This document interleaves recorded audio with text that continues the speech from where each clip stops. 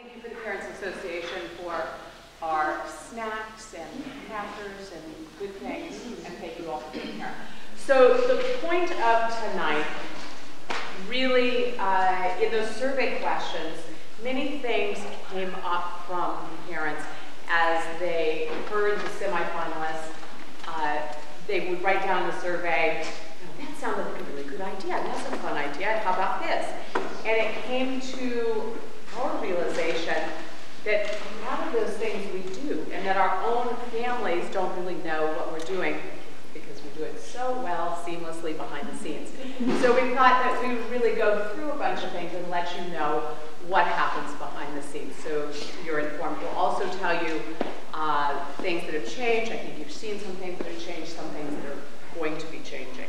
So first thing, I thought I'd just have no assumptions, that I want to make sure you know who the administrative team is. So this is a group that gets together every week and collaboratively makes decisions about how we're going to run things here.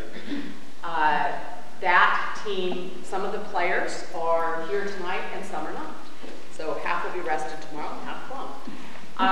So the people who make up that team, I'll do a quiz, that's good, interactive. Even people watching this won't get to participate. Okay. Who can name one who's not here tonight? One who's not here tonight. Kathleen Wolf. There you go. You get another grape. Okay. Kathleen Wolf, okay, and for another grape, what does she do? Yes? Arts coordination and summer programs. Right, so we call that auxiliary programs because it's also after school, summer, and arts program. Okay, yay. 2 grapes to this side. Well, who else? What's a good idea? Yes, Sarah's not here. So? Sarah Alexis, yes. And what does she do? I guess her title would be marketing, community outreach, or marketing and communications. Okay? Yay. 2 grapes here. Oh, we got a tie. Okay. For the tiebreaker, who's another?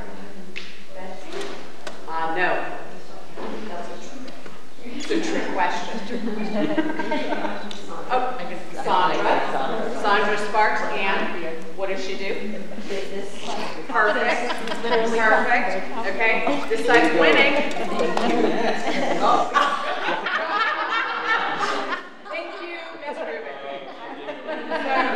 So what you're now seeing is that collaborative administrative model where we all help each other be successful. Thank you for that. Okay, so there's Vicki, who's here tonight. She's head of Echo Center. There's Elaine Wrenn, who's director of technology, director of curriculum, and we'll go into that a little bit more. There's Lisa Glassman, who is the admissions director. Anybody missing? Tammy Rubin. Okay. She's handing out grapes. Tammy Rubin, who is head of daycare and our facilities manager. Okay, we got them all. That's great. I'm glad I didn't assume you knew who they were. This year, we're really being purposeful about open door administrative teams. So not just my door that's open, but everybody's door is open for the concerns that would go to that department. So now that you all know who everybody is and which departments, you know where you can go. And we're being purposefully collaborative this year in our administration. So yes, the buck stops here, but we can share the wealth along the way. This is an exciting time here. We have just finished 30 years, and so that is our great and wonderful foundation. As we move forward to innovative thinking, but I want you to know that all along the way, we have always been looking at best practices. We have always been taking time to look inward to see how are we doing, to look backwards to learn from what we've been doing, and to look forward to anticipate the changes that we want to happen. So you're going to always be hearing about changes in educational practice, and what we do best here is know what those changes are, evaluate them for what we do here, and decide to adopt the ones that we think are best for us. We are not that place that's just going to hop on a bandwagon and change for change's sake. And I think that has worked well for us. Let's see. We are so incredibly proud of one of the components of this school, the Echo Center. And I think that we take it a little bit for granted. So I have asked Vicki if she would say a few words. I'm not going to steal your thunder. Okay, so Vicki Ishida is going to come. Good evening, and so glad you guys are all here. I did the mommy thing and drove home, drove back, and got here like 1 minute to 7. So thank you for being here. So as Martha said, tonight is a little bit of the did you know? So I'm going to start with, did you know that Echo Center is the only program in the country that really does oral mainstreaming the way we do it? That sounds kind of wild, but it's really true. There's a lot of programs out there that does mainstream with students who have a hearing loss, but we're really the only ones that have been doing the length of time we've been doing it, and with the services that we have. There are a few out there who are trying to emulate what we're doing, and I'll talk about that in just a second, and are gaining some ground, but we really are the only ones that have been, we can say we have the history, and we can follow our students with our success. So, did you know that Echo Center and Echo Horizon School are not just nationally known and recognized, but internationally? Yes, yes. We get calls every year from educators and different programs who want to come and see what we do and how we do it. Much less the US and Canada, but internationally, we have had people come to us from China, Taiwan, Japan, Argentina, Egypt, all over the world, Australia. Ms. Wrenn, I don't know if she's actually going to talk about, has had interactions with a group from China who might be coming to us next month. But what's really neat is the work is out there that we are doing something wonderful and unique, and they want to come see what it is with the hope that they can also either provide a service or learn something to take back home with them. So that's really something that we can all be proud of, and I try to continually tell our faculty and staff what they do every day that they couldn't take for granted, like Martha said. They take for granted what they do every day because they just do it. And they don't realize that there are educators out there who come and kind of go, wow, we've never thought of that. And we look at them and say, really? Because it just seems to be so natural to us, the way we work with our kids, the way we do the academics and social and everything else. It's really very cool. So when a family comes through for admissions for Echo Center, they are looking for the same things that we all are when we're looking for a school. We're looking for a school with high academic standards. We're looking for a school where children can grow socially as well as academically. And they're looking for a program where we as parents can come to a community where we feel like we can not just support our students and support the school, but also find a way for us to collaborate among ourselves and find new friendships among parents too. So when our Echo Center families come through the door, they are greeted by a cadre of teachers who are very highly qualified. These teachers have a master's degree in their education specialty. They are all California credentialed teachers. Many of them have gone on to strive for other certifications that will support what it is that they're trying to do within their field. They go out to the community, and they don't just do what they do here. They go out to the community, and they are presenting what they do every day here to help further and educate other colleagues out in the field. They're doing presentations at conventions. In fact, two of our teachers this past year, or this summer, Jessica Agnon and Shay Denham, did a 3.5-hour short course at the Age of Bell convention this year. That was a really great thing in that they talked about the technology that we use and how it can work with language and listening skills. And it was a great hands-on program for various educators and parents who were at the convention in terms of things that they could just literally play with and take home. So very, very practical. So all these things come together, like I said, where we know what we do every day. These teachers collaborate with classroom teachers who are also California credentialed teachers, and they come together so that they can work with all the students that are in the classroom. As you know, walking in and out, you see anywhere from 1 to 2 to 3 adults in the classroom because you have your, of course, your teacher. You have your eco-centered teacher who is there to help not just the students that they're assigned to, but also all of our kids because they are another educator. There are the teacher assistants and the aides that are there also to support the kids, and it all comes together into a wonderful program that provides language, that provides interactive skills, communication between not just the kids, but also adults, because that's as important too. So it comes all together within this little gem of a school that we have, that we are working to, like I said, educate those out there in what we do so that we can have more programs like this and let them know that we aren't just this quiet little gem, but we're really one that can shine out there. So that's a little bit of who we are and how we do things and how everyone else knows about it. So if there are any other questions, I know we have tidbits from everyone else, so I will pass the baton, and thank you very much. And just in case you're wondering, we will do questions and hopefully answers at the end. So the first few years that I was here, I was focusing very much on the curriculum. And so then as I stepped into the new role, the question then became, who's going to be doing the curriculum? And we looked amongst ourselves as who might step into that role best. And in that process of looking, I found that there was somebody far more equipped for that than I ever was. So I want to make sure that you understand who Elaine Wrenn is beyond what you might think. So yes, she has led our technology program to be nationally and internationally recognized.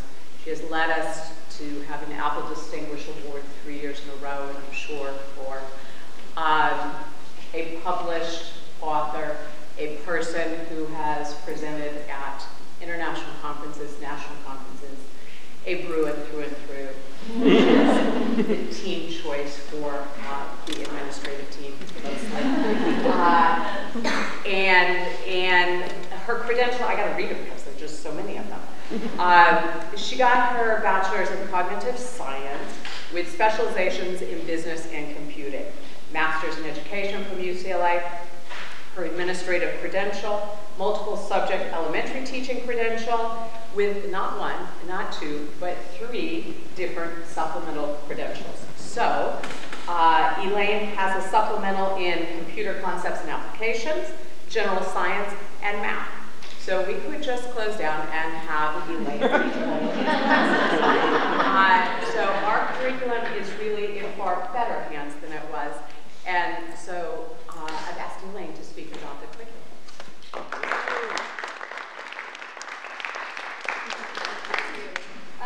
So in all the years that I've been here at Echo Horizon School, I've always obviously been involved with curriculum in the context of working with teachers to use technology to support the curriculum. And so it's been really exciting to be in the role of working with all of the teachers with all of the curricular areas. This is just a really exciting time. We've recently reconvened our curricular committees, and we have such a dynamic faculty that is really excited about and committed to reflecting and refining on and refining our current curriculum, to really looking at, as Martha was saying earlier, looking at what we're doing now, what's working, where we might improve, looking at new research and practices and considering how those might come in to impact our curriculum, and really looking for the best instructional practices for our children. For example, in science, our science committee is currently looking at the new National Next Generation Science Standards.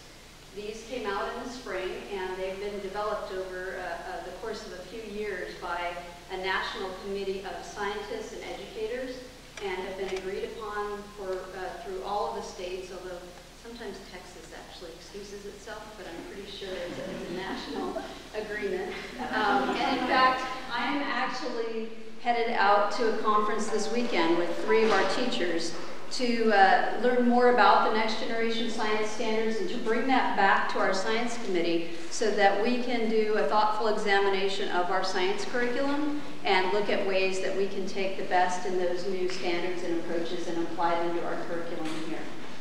So that's science. Moving into language arts, our language arts committee recently met, and they're really committed to looking at the flow of reading, writing, listening, and speaking skills as they move throughout the grade level, making sure that we identify all the important skills and make sure that there aren't any gaps and that there's a consistency as we move through the grade levels. Also recently, in looking at our ERB scores, we noticed a little bit of a dip in writing mechanics, and so we've been addressing that this year by directly adding in aspects of our curriculum that address writing mechanics throughout the grade levels. In the arts, we have 2 brand new arts teachers who have just added a whole new energy to our arts program.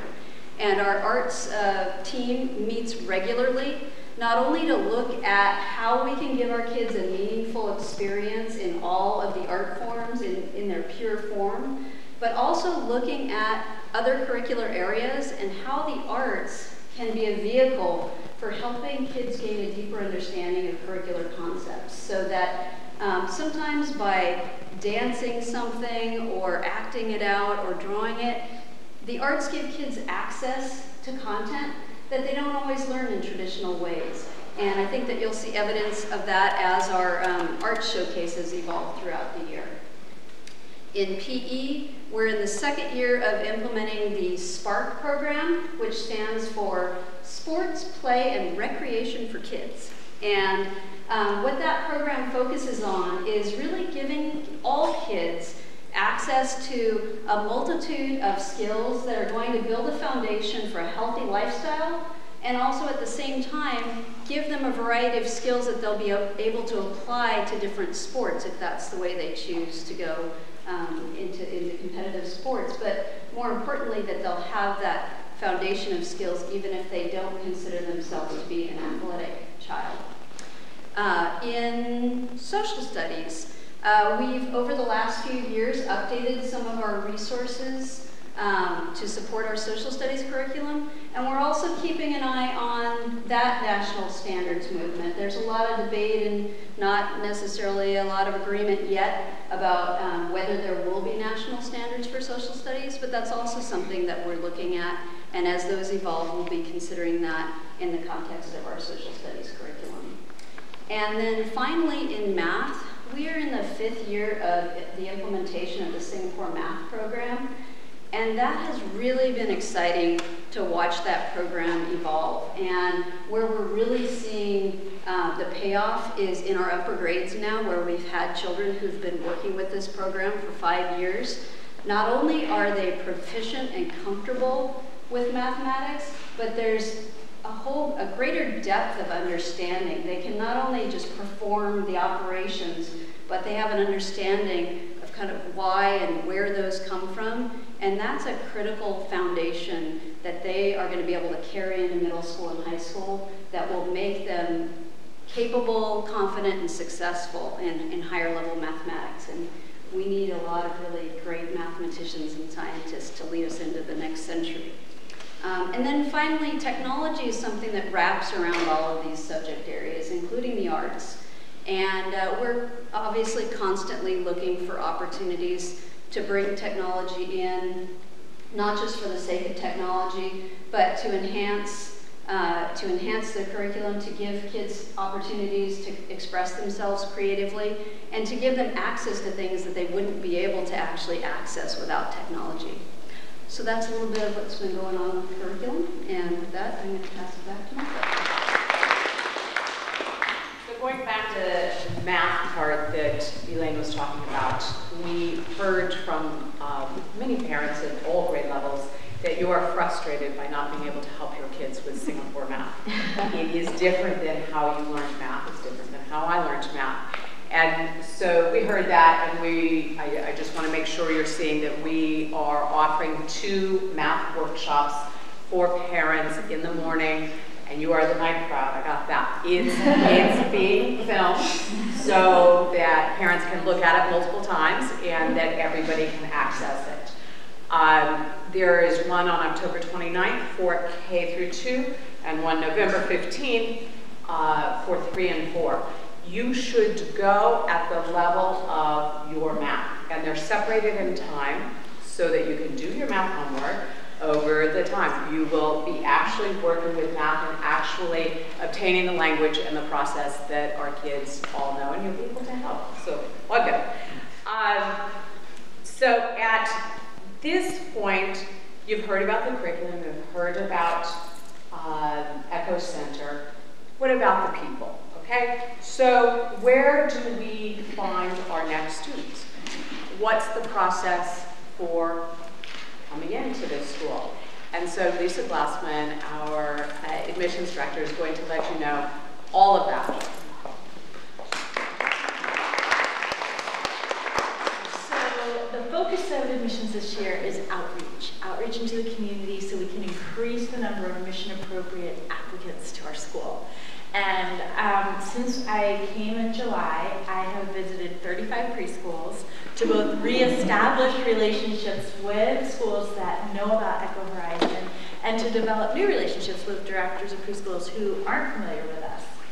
As a second step, what we did was last week we had an educators tea, and we invited preschool directors as well as educational consultants. And for those of you that don't know who educational consultants are, they are people who work either with families who are moving to our city and don't know where to send their kids to school, or people who live here who just feel like they just need an extra a little bit of assistance on how to make a decision of what's the right school for their child. So educational consultants visit all the schools so they can advise their clients.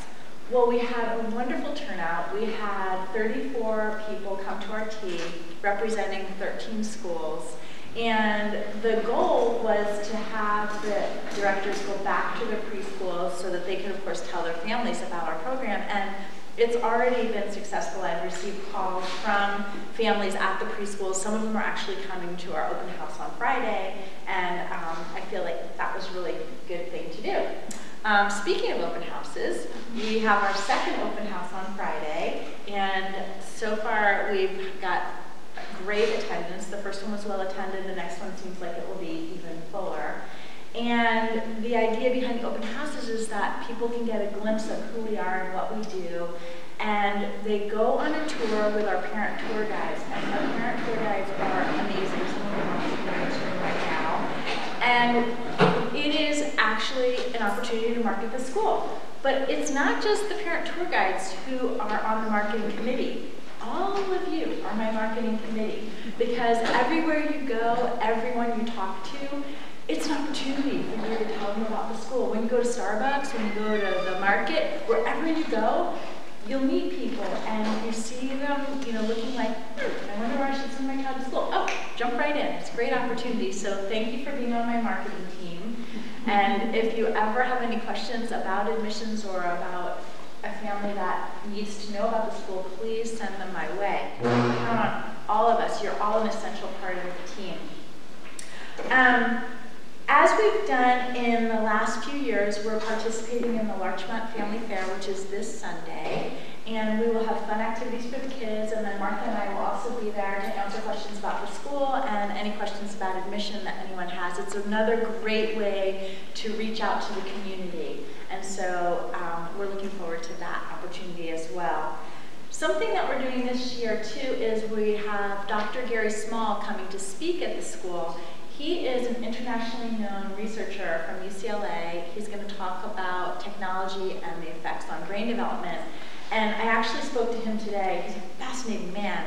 And he told me that he's leaving for Turkey on Thursday, and he's going to be there for a while, but he'll be back in time to come to Echo Horizon School on November 5th. So we're looking forward to that. He's speaking about his most recent book in Turkey, and then he'll be speaking about iBrain when he comes here. What we did for the speaker series is we invited 3 preschools to co-sponsor with us. And each of those schools is in a different geographic location in Los Angeles. So the idea was to reach out to many areas and many new families who are looking for school, and it's been highly successful. We have a large number of RSVPs, and they are from all these different preschools. And so my message to you is, if you want to come, please RSVP now, because it's filling up really fast, and most of the RSVPs are not Echo Horizon families.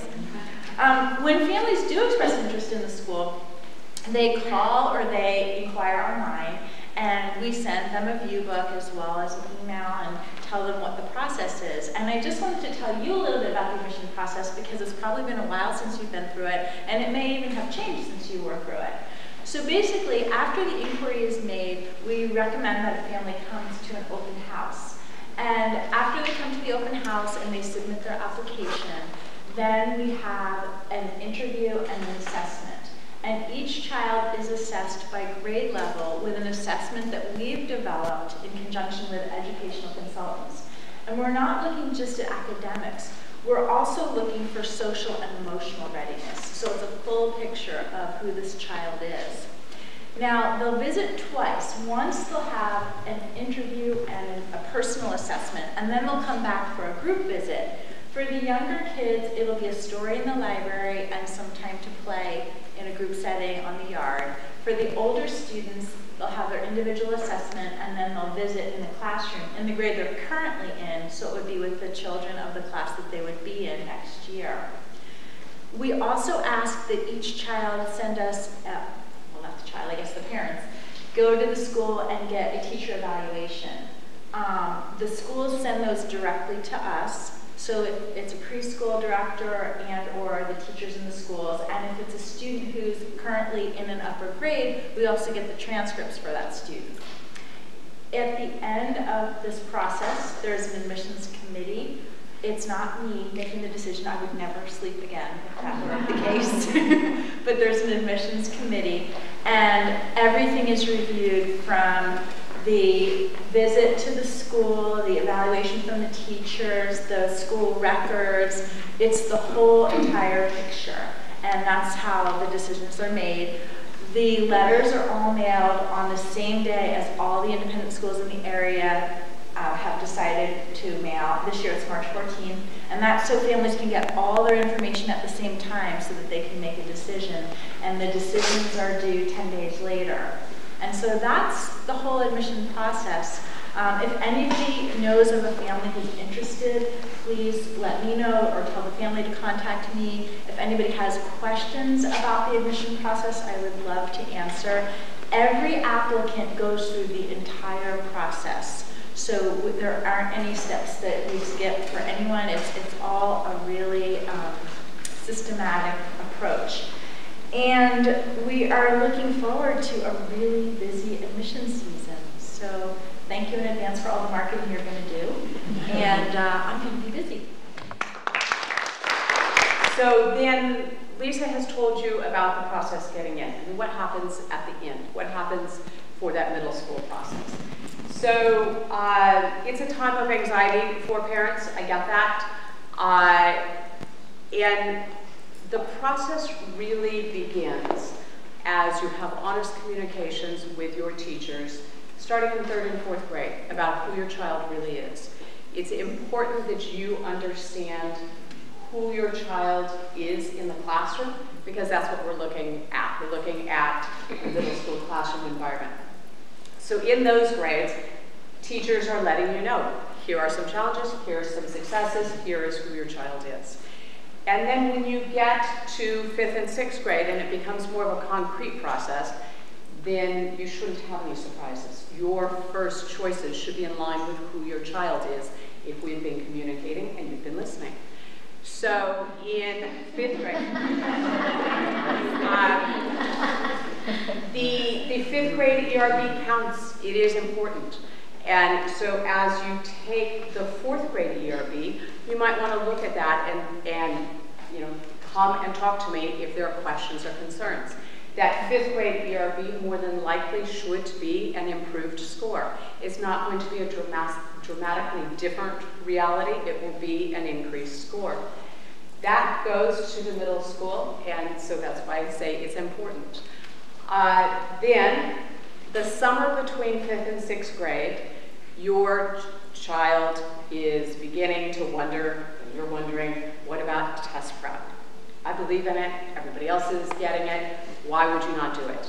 So I think that ISE test prep is an important component to this. Your child would be less anxious had they sat through an entire 3-hour test. So I do encourage that. Then the ISE is taken and you get the results. In the fall, you are, back up. That summertime, you're coming and meeting with me, and we're talking about what those school choices look like. And that's a time that we, once again, make sure that your choices are in line with how we see your child. Of course, you are free to apply anywhere you would like. Our kids this year are applying to 11 different schools, and I have gone and met with the admissions directors and the heads of all of those schools. Many of them were already old friends of mine, so having been in the middle school world, this is very comfortable. And so you apply, the paperwork comes here, I write a recommendation, the 6th grade language arts teacher and the 5th, 6th grade math teacher write the recommendations. Yes, the 6th grade teacher knows your child well enough by the time that they're writing the recommendations, and our math teacher, Kyla, has had your child for 2 years, so that's a great benefit. Then you sit back and you wait, and you'll have decisions that same famous date of March 14th, and that's basically the process. What happens behind the scenes is a little bit of phone calling. It's important for me to know what is your absolutely #1 choice. Then I can advocate for you, and schools are all about wanting to have a successful yield. So if they actually really know that even though it doesn't look like you would choose them, you actually are going to choose them, that's important information for me. So that, in a nutshell, is the middle school process. If you're in 2nd and 3rd grade, you don't have to worry about it. And I think there's a bit of a feeling from the past to not come talk to me about ERB scores or things like that. I'm happy to talk to you about ERB scores. I've been to so many of those conferences. I have so much data. I love data. We can crunch it, look at it, talk about it. Another topic that came up in the surveys is, what about teacher support? How do teachers grow? How do we hold them accountable? How do we evaluate them? So, teachers, classroom teachers are evaluated every year. That started last year, will continue this year. It is a process by which they sit down with me this year, will identify their goals, and there will be a collaboration on those goals. I will suggest some goals, they will come up with some goals. We will come up with 3 very firm goals that can be measured, supported, and then we move forward. Observations happen throughout the year. Elaine is in classrooms, I'm in classrooms, formal observations with written evaluations throughout the year, and conversations along the way. New teachers or teachers who are new to their position. There are no all green teachers here. So teachers who are new to their position are very supported. Elaine meets with them every week. I have met with them periodically. We have a Madeline Hunter consultant who is here 2 days a week, and he is very closely working with them. They also have peer support, so Kyla is coming in and supporting these new teachers in Singapore math practices. They also have quite a bit of professional development available to them, where Elaine will suggest that they go somewhere, I will suggest, and because of your generosity at the Spring Affair, we are able to fund it. So when they ask for the paddle going up at Spring Affair professional development, that's a great thing to invest in.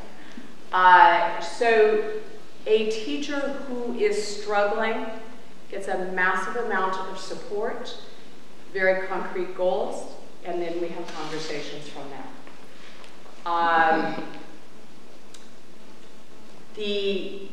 All teachers, no matter how long they've been here, go through this annual evaluation. Let's see. Our teachers are not just supported in being the best they can be, but also in growing. So if a teacher's technology skills need to grow, that's supported. If a teacher is not familiar with challenge-based learning, that's heavily supported. So the things that are programmatically very important to us are completely supported. There are meetings between grade levels every single week where they plan together, they discuss what they're going to do, they make plans about projects. We are being more intentional this year for our 5th and 6th graders to not have overlapping projects, which really became quite burdensome for some of them. We also have ways to concretely measure and have similar language amongst our teachers. So we have phonemic awareness testing in our pre-KK, where we can actually see exactly where kids are acquiring phonemic awareness, which is the precursor to reading.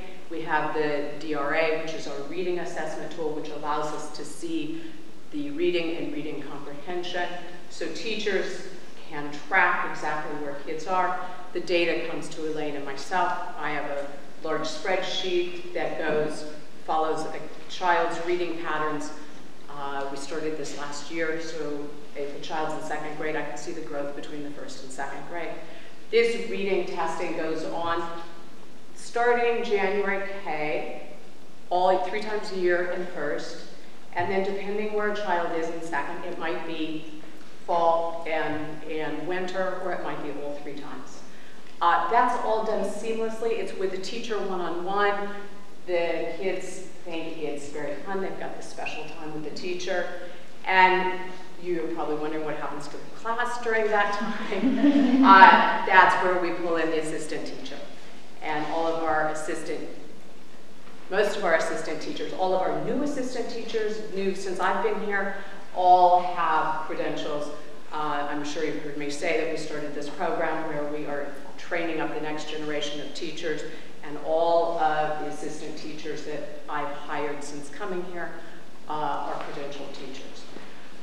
And so then the Singapore math, you've heard about, but we also have what we call essential quizzes, essential skill quizzes, which happen 6 to 8 times a year depending on the level, and that is making sure that everybody's got core math basics. And that data all comes to Elaine and myself, and we can see a child's growth in math or deficits in precise areas that need shoring up, and the teacher can specifically work with that child about that or talk to you about getting remediation in that area.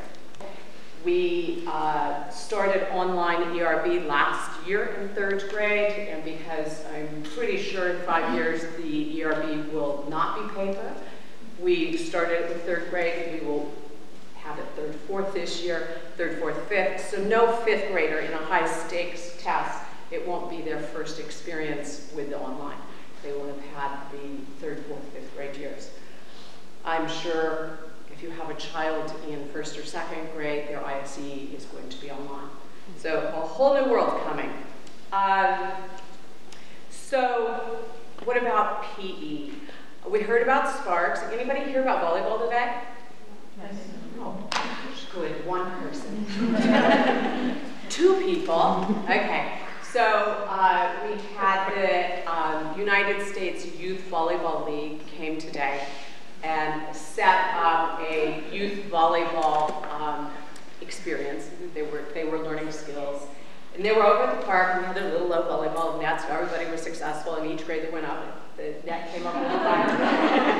And the kids loved it, and so that was our beginning enthusiastic step into volleyball. We'll have 2 intramurals this year, 1 in volleyball, 1 in basketball.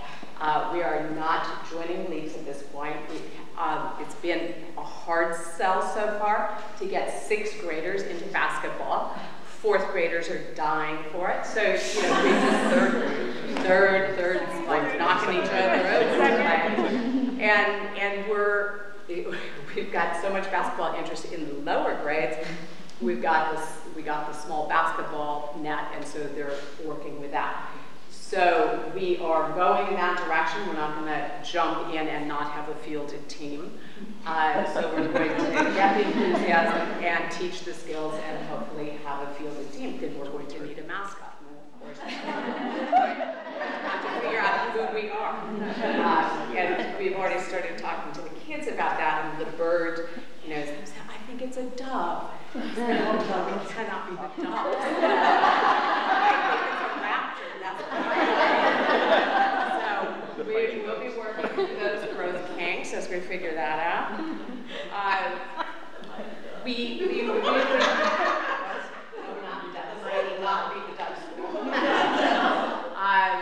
So I want you to know that we hear, I hear a lot from parents, my open door policy, I'm about to shut it. It's been very, well actually what Laura said is really not open anymore because you're in so many meetings, it's always closed. But I want to hear from you and I want to have those conversations with you so that you understand where I'm coming from and I can understand where you're coming from. We want you to feel that this is a value-added opportunity to be at the school. We value you and want to hear from you. So, if you came tonight to hear about the 97 new programs that will be starting tomorrow, that's not what we're going to do. This is not a broken machine. This is a great, well-oiled machine. What we're doing right now is putting out real fires, and it's seen, you know, between a power outage and a fire, it's been busy. We're fine-tuning and refining the process and systems that have been in place. We are looking at what we do well and seeing if we can do it better. We're looking at the areas of weakness and shoring up and deciding how to make changes. So I want you to be assured that everything is being thoughtfully thought out. Your voice is important as we move forward. So I think maybe now it's time for questions. Do you want us all up here and you can just ask whatever? Okay, come on. Yeah. But I have a question for Lisa about, is everything online that you're doing? Is it like because I'm doing middle school things, so I have all these comparisons to make. And it's actually, I'm finding, maybe it should be, but it's important to me how easy that process is. That's a great question. Modeling and everything. We have a traditional view book, which is a hard copy, which we mail through mail. But we do have an online application. This is our first year with an online application, and we're really excited about that. We still have hard copies of the teacher evaluations, which we send to people to have their teachers fill out. So we have both. We have the online piece for the application, and then the paperwork that goes with the application is hard copy. I'm glad to hear the middle school process is going easily. Oh, she's a plant. Going back to actually the middle school process, I don't know if very many people know about the mock interviews that you did. Oh, thank you. Oh, yeah. So what I started this year was having mock interviews with all of the 6th graders. And it's been wonderful. I used to interview applicants from Marlboro.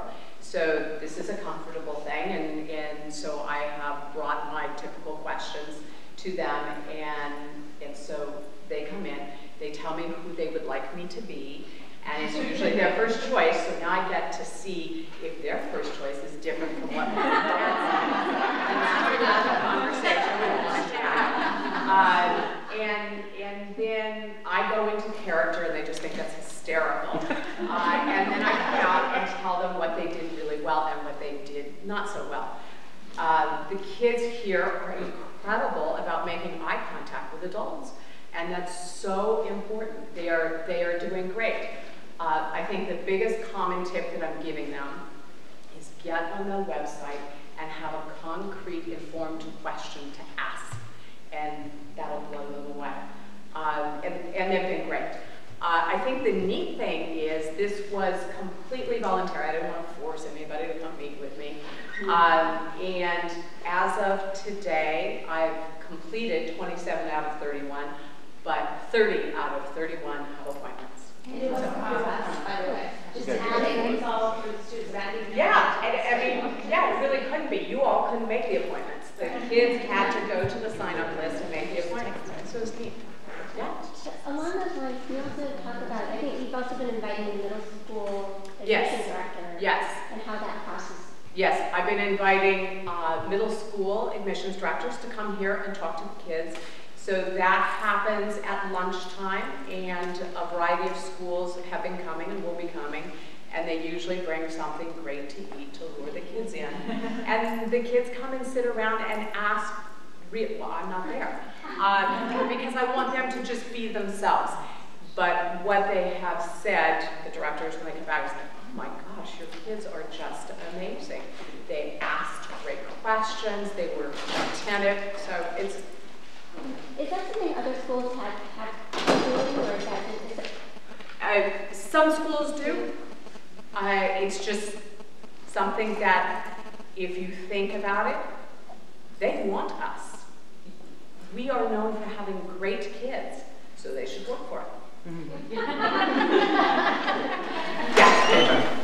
I have a question for Lisa again. Is there any way, and I don't know if just parents sitting here don't need saying this, but is there any way to leverage our relationships with preschools? You know, our kids would have all gone to preschool. Is there a way to leverage us in some way that's systematic that we can help pull other kids through?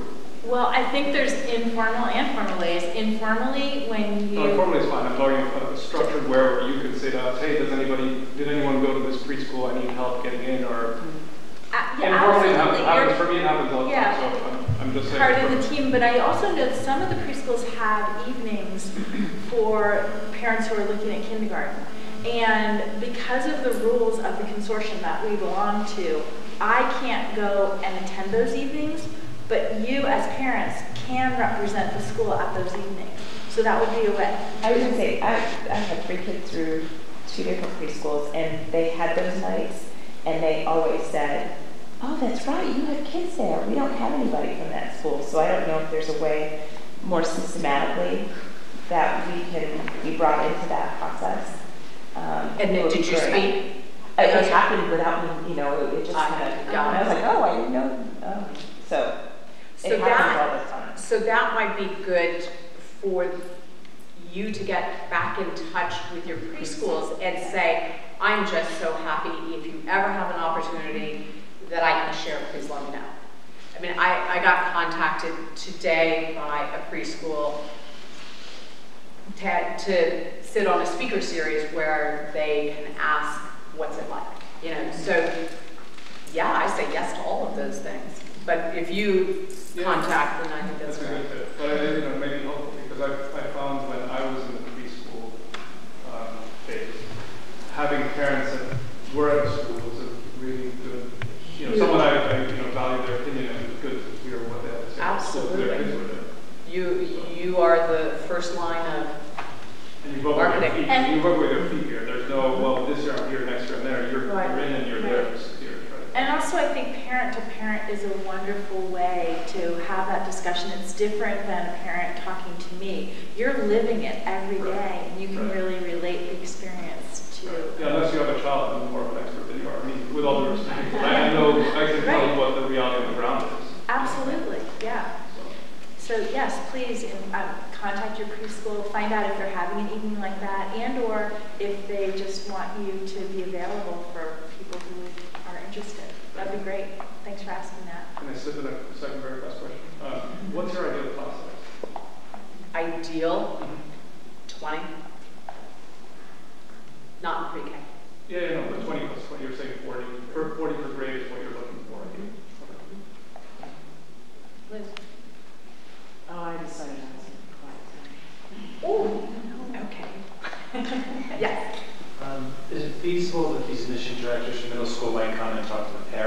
coffee, do you think they might be open to that as a common practice at other schools? You can go to those schools. But That's they their can't rule come for that. to you.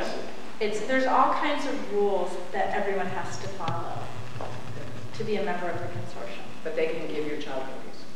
And then send them home. Buy a car. Yeah. Yes. Are you allowed to send your acceptances by express stamp? Because you say you got to mail them on the same day, right? But it only costs like $5 a piece to send them. Well, actually, you mail on the same day, and then there's actually a specific time for you to email, which is the following day at noon. So, and everyone follows those rules.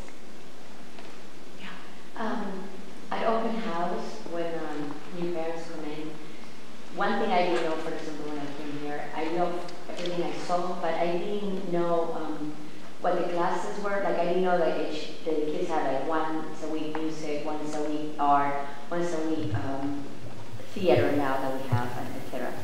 Every tour that we design has a visit to a kindergarten, to a lower grade, maybe first, second, or third, to an upper grade, fifth or sixth, to at least one arts program, to the library. So we incorporate very specific stops on every single tour, so we make sure everything's full. I remember that part. It was very good, but I didn't have that in school. Like, oh, if I had known that, I guess I got super impressed afterwards too.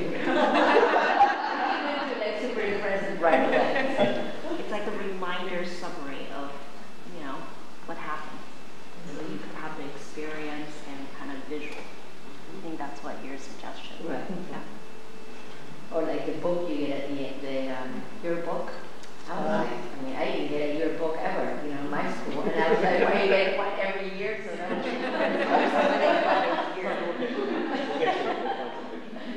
so it's just a lot that the kids are involved that I thought is so important. I don't know if all schools do that every year or anything, so it's separated from that. I have a question that's not admissions. Can I do that? Of course. You talked very specifically about points in the year that the kids are evaluated to get a sense of the progress year to year. Will there be an equally systematic way that information is communicated to the parents? If there, in those types of testings that I talked about, if there are aberrations, questions, concerns, absolutely.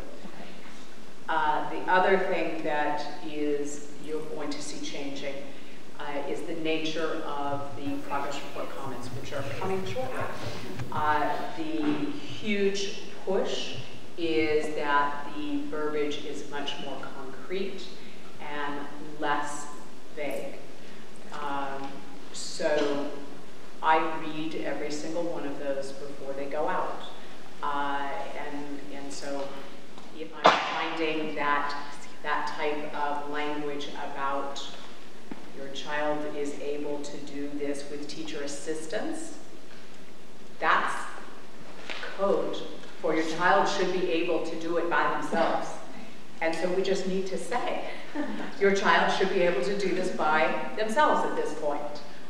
Because if you're not in the education world, you say, well, great, we're in a school where a teacher is assisting. So there's no reason to not tell you the truth about somebody you love so much. Yeah. Sorry, but so you said if there's like a deviation from, but what about if they're doing better also? So in doing better, we assume that you probably know that, and then it's a message to us to differentiate the curriculum more for that child. Yeah, I don't know. If you would like to. No, I don't know if I always know, because I don't know what's developed exactly what's developed to be appropriate. I don't know. You can do better. Right. So the teachers seem to be more able to say, your child is reading above grade level, your child has mastered math facts that normally would be 4th grade and he's in 3rd grade, that kind of thing. That seems to be easier to deliver than the other message. Okay. So it will be shared as well. Yeah. Okay, so I'm not. I was going to mention that, but it didn't seem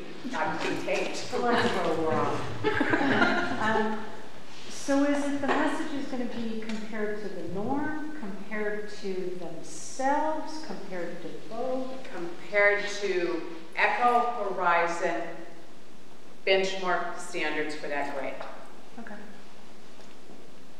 Yes. And then how much of that goes to their teacher that is going to happen the next year? Okay, so all of the end of year progress reports are available to the current teacher. So what happens usually in the fall is a teacher will see something, go back into that and see if there was something that was noted the year before. But before the year even starts, all teachers have meetings with me about all of the kids, and we talk about them all.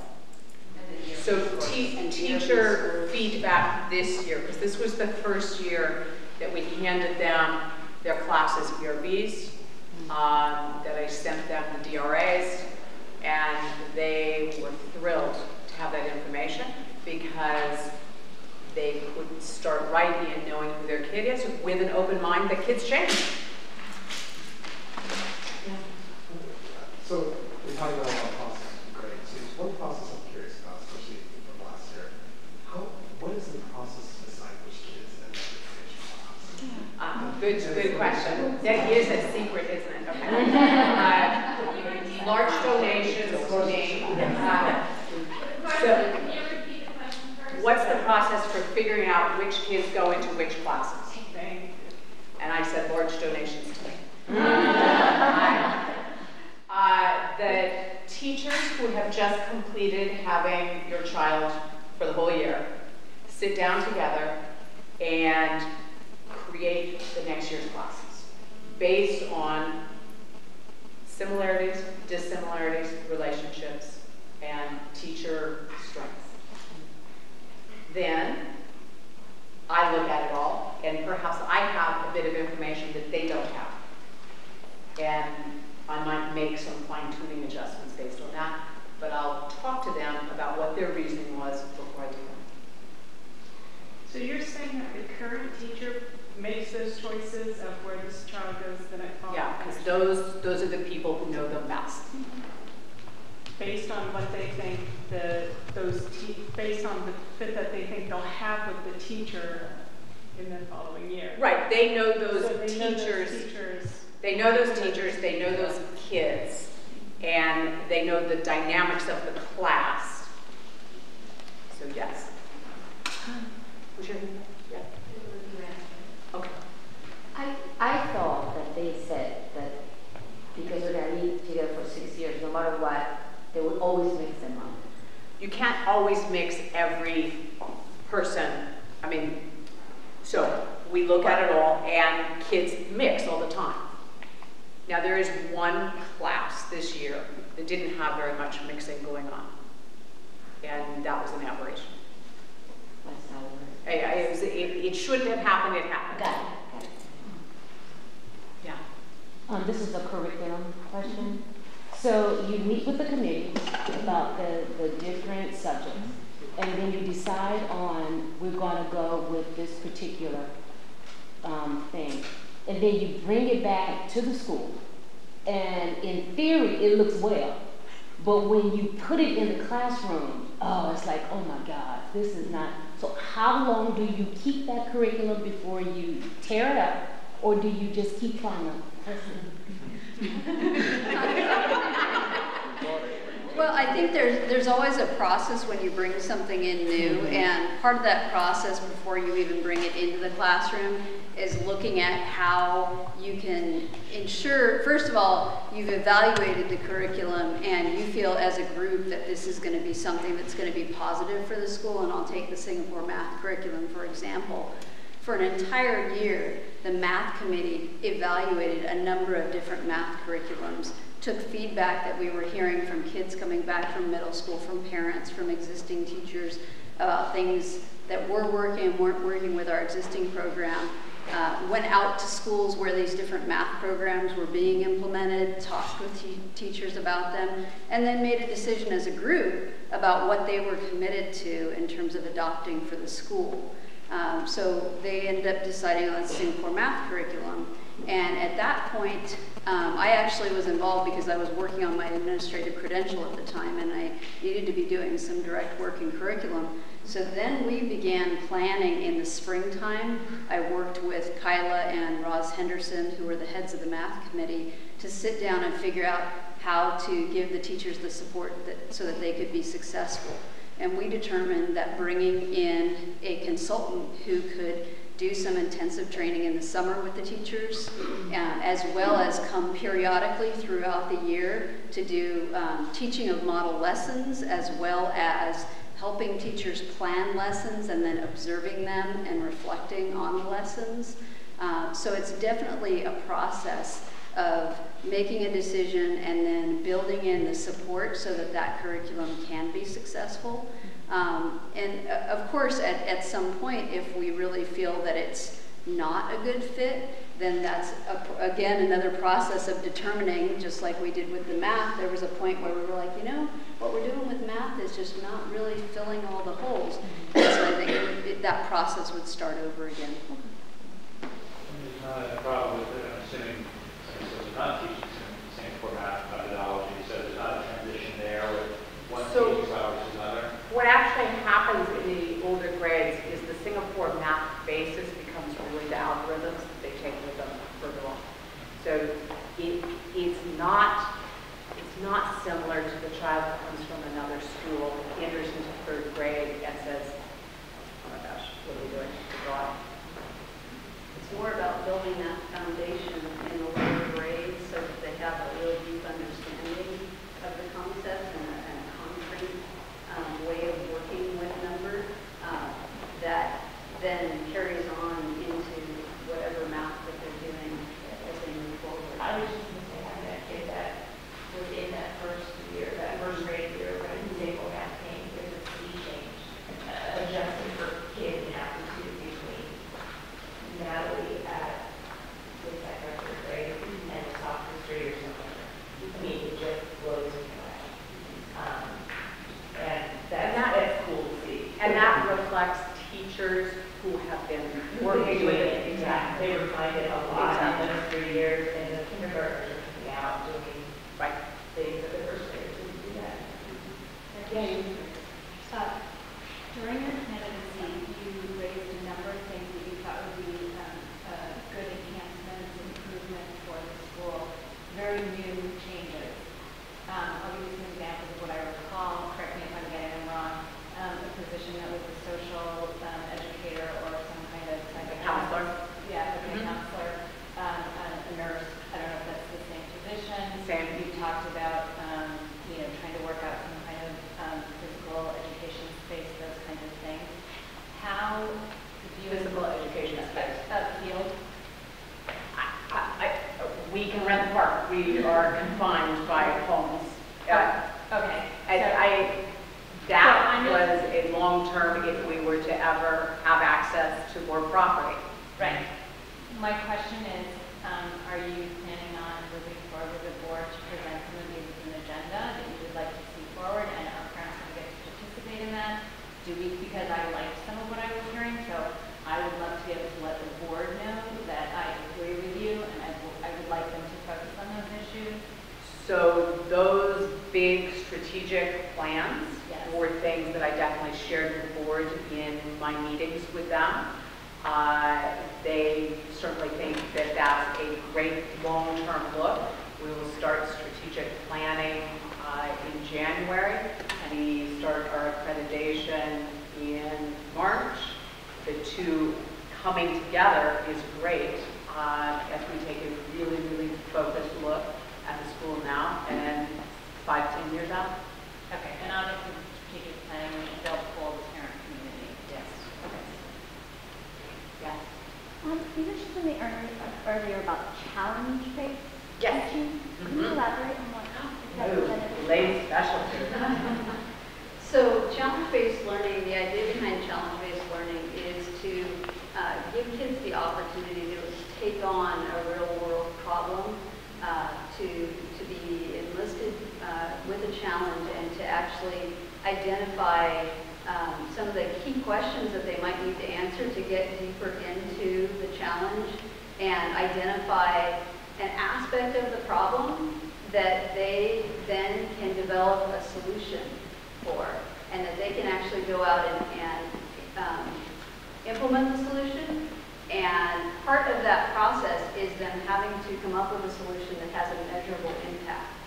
So it's really going through that whole process of developing questions that are going to help them get a deeper understanding.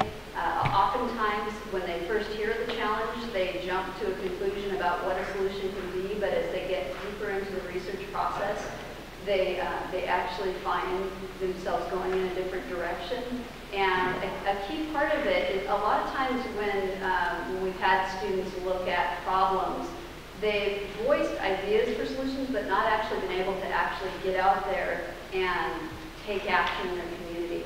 And it's very empowering for children to see that they can have a direct impact on their community, and that they can actually evaluate whether they did have direct impact. Because sometimes their solutions, while they're well thought out, maybe don't actually have the results that they thought they would, and that in itself is a learning process. So that's what challenges. And Archer will do that for the first time this year. Oh, okay, but that was my, Okay. What grade then? Fourth. Yes, yeah, fourth grade. Fourth grade is the first time so far that they.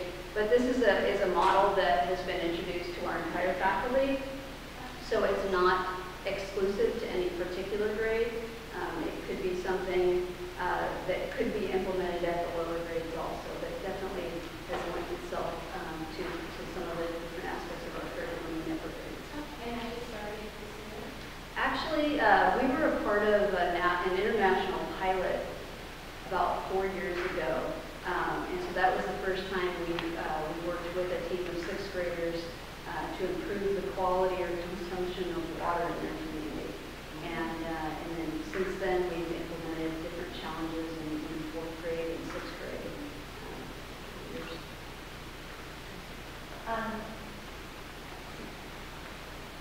Between third and fourth grade, at least in my experience, I noticed a real perceptible difference in the classroom teachers really working towards organization. And I was very excited about that. I'm wondering if, as the kids get older into fifth and sixth grade and are looking towards middle school, are those teachers as a whole helping with things like study skills?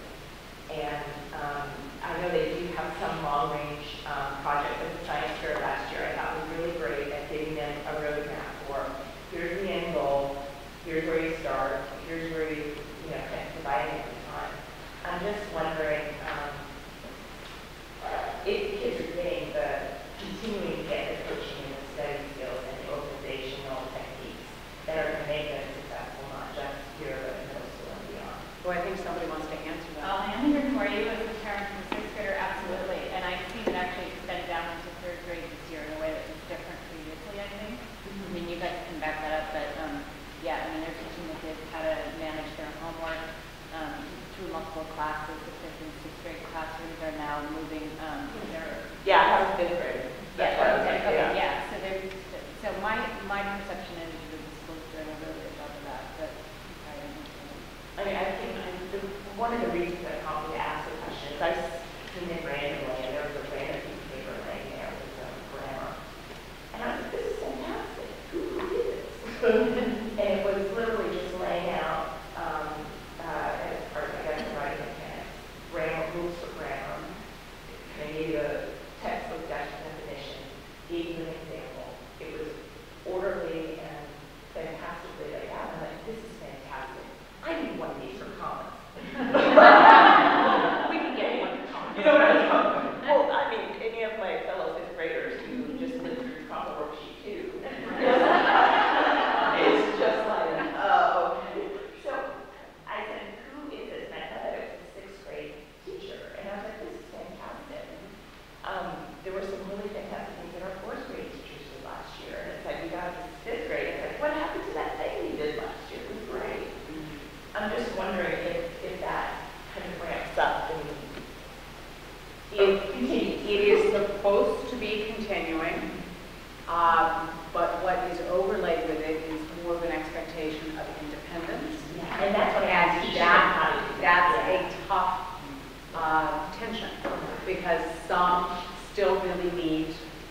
very purposeful, organizational, skill building.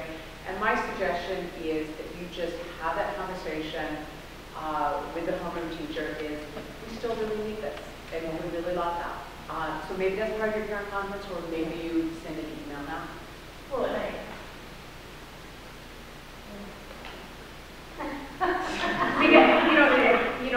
I go back to, I think, what I've always said.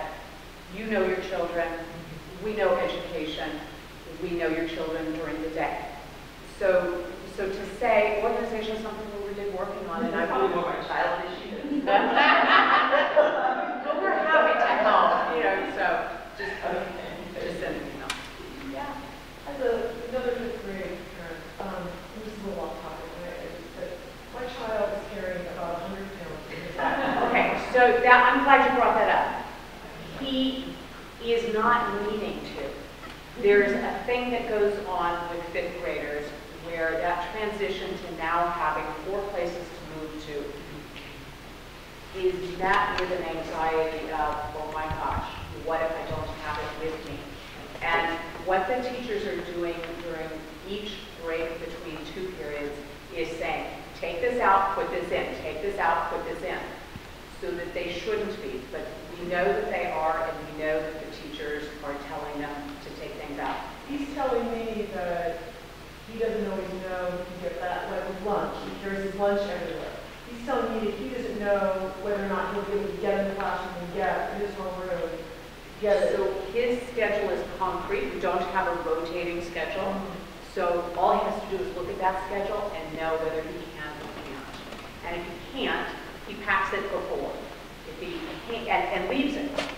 My question is about what goes on during recess and lunch. After when I'm in first grade, my daughter, and now there's not a specific assistant who's always in class and who's watching them during lunch and recess, and I know also they are supervised, but what kind of communication is there between whoever is watching them at the time and the classroom teacher to communicate any social emotional issues, if a kid having problems with a child isolating or facing, anything like that? That's a great question. Huge amount of communication. So the people who are on the yard know your children, everybody knows them, they communicate directly with the teacher. It's the classroom teacher who picks up the kids, comes out to the yard a couple minutes early, perhaps on some days, and sees what's going on. There is full communication. That being said, recess is a challenging time. It's a time where everybody's getting all their energy out. At times it appears to be Lord of the Flies. And it's not my favorite time. I've had quite a few first grade boys in my office today. But every single person on the yard knew exactly what had happened and went directly to the teacher. There's never just one person there, so went to the teacher who brought it to me.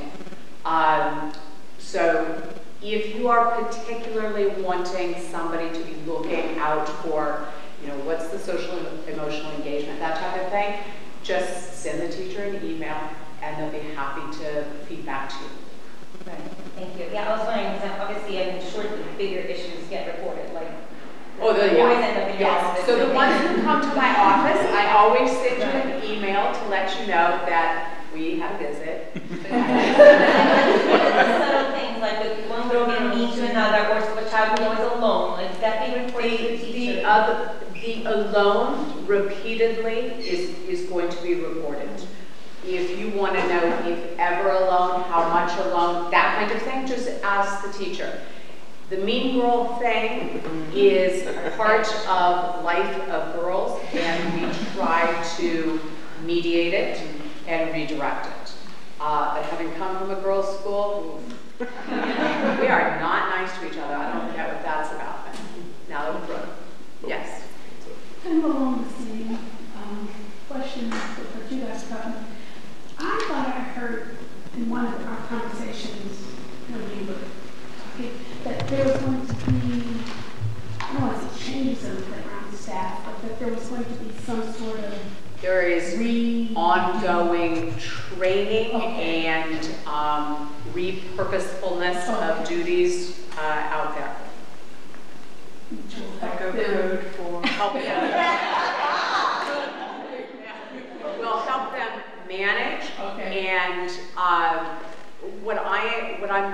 looking for is some more ways to have engagement rather than big group of people. When I'm out there and I see big clumps of boys and big clumps of girls, I guarantee nothing good's happening.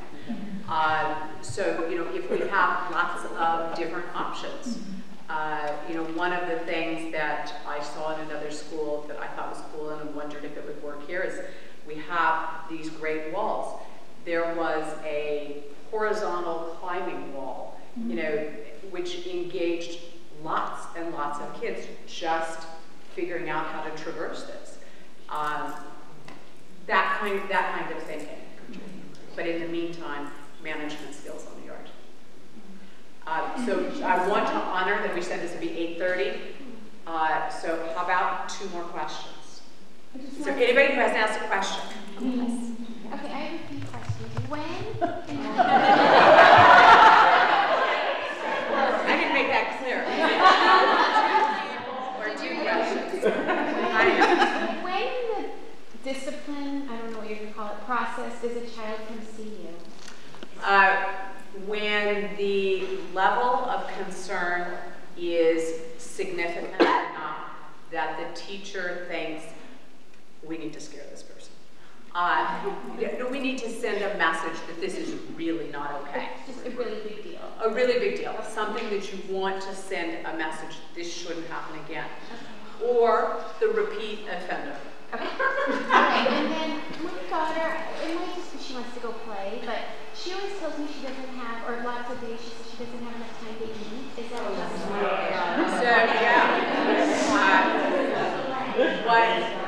what you see happening, they appear to have plenty of time to play, plenty of time to eat, but they're so anxious to get out to play. Right. So one of the things on my list of, you know, thinking about and looking at is what would happen if we were to flip. And I'm just in the stages of reaching out to other schools, looking at research. Supposedly, recess becomes a little nicer if it's before lunch. Because they're weak. They're weak. That's it. It'll do it tomorrow. The rolling backpacks, they're not allowed, right? They are not allowed. And why is that? Because of our historic floors that will get marred and ruined. Yeah. Those beautiful floors out there are historic floors. Did I answer that right? Not really. There's one other reason. Also, rolling backpacks we found on the stairwells are pretty dangerous. And, yeah, you're right. And even walking down the hall, we've had tripping and all that other kind of stuff. Yes. We're technically under-enrolled. We are. What's sort of the vision forward there? And is there also any way to identify exceptional kids in public school who maybe would benefit from financial assistance instead of waiting for kids who are having challenges, frankly, in school and therefore coming to us in those upper grades? Great suggestion, which means tuition assistance dollars being available to offer that, but absolutely, and that's a great way to purposefully get those kids. But everything that Lisa is doing, everything that you all are going to be doing will hopefully get our enrollment up. But if you put yourself in the place of somebody who came in last year, hi, welcome to Echo Horizon School. We don't really know who the head's going to be, and you probably want to invest for the next 7 years. Yeah. That's a hard sell. So I'm thrilled that we have what we have. If anybody knows a pre-K girl who's a fabulous person, we would love some more girls. We keep getting boys. But the goals for those classes would be to balance the gender. Absolutely. Absolutely. With mission appropriate students. Exactly. Waiting for that instead of filling in with more of the same. We will be more cognizant of the balance, the gender balance in the other grades. In pre-K, we are just about getting to the point that we have to stop saying yes to boys, but we are mindful of 2 things. The group is interacting like just a group of pre-K, not knowing that there's any difference. And we know that they're coming into the bigger pool of a gender-balanced K that we can put together. are there some specific materials that we could bring to some of our public schools? I mean, I know like, Dylan plays on sports teams with all the kids in the public schools in Santa Monica. And there are some exceptional children who I know really could come if there was some financial assistance. Is there something we could bring that would more specifically target that? Target the tuition assistance, or just get them interested to come in the door and have a conversation? They may consider private school all of a sudden, and then they're great kids, and then you can almost proactively, seek out children who would really want. I think that if you have a relationship where you can talk to them about how happy you are, this could be a possibility. You have a stack of Lisa's cards. Okay. It would be great. I think honestly the best thing to do is if you can talk to the parents and invite them to come to an open house so they can see for themselves. That's great. Thank you, everybody. Thank you so much for joining us today. We wish you could have been here tonight in person. As you noticed, question and answers are for our live audience, but I'm so glad that you got the facts. See you tomorrow.